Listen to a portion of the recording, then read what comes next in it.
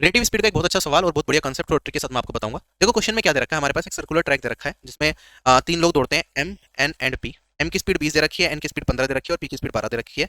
तीनों same direction में move कर रहे हैं, ठीक है, तीनों एक ही डायरेक्शन में जा रहे हैं। हमें ये ट्रैक दे रखा है 150 मीटर का, हमें बताना है कि तीनों के तीनों कब एक पॉइंट पे मिलेंगे एक साथ सबसे पहली बार। तो इस तरह के सवाल में आप क्या कहेंगे, आप कहेंगे सर पहले एक काम करो, किसी को भी एक को कॉमन को पकड़ लो, एन।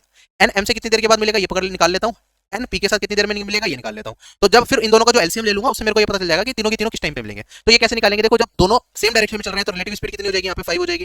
डिस्टेंस कितना है 150, तो 150 भाग 5 ये वाली वैल्यू आ गई मेरे पास, इन दोनों के मिलने का टाइम पहली बार। फिर एन का पी कितने टाइम के बाद मिलेगा एन पी से, तो आप कहेंगे सर डिस्टेंस 150 और रिलेटिव स्पीड कितनी हो जाएगी इन दोनों के बीच की, ये हो जाएगी 3, तो भाग 3।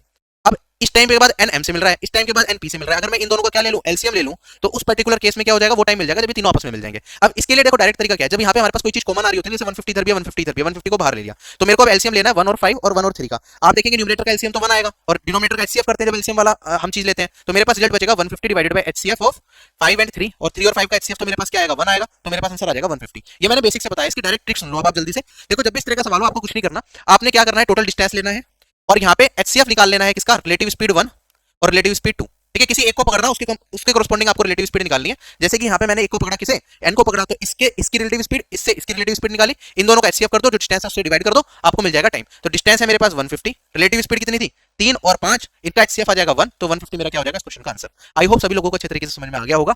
ये कंसेप्ट याद रखिए, मुश्किल नहीं होते, इसके लिए मैंने एक डिटेल लेक्चर डाला हुआ है पूरा, वो देख लोगे आप तो इस तरह के सवाल बड़े आसानी से कर पाओगे।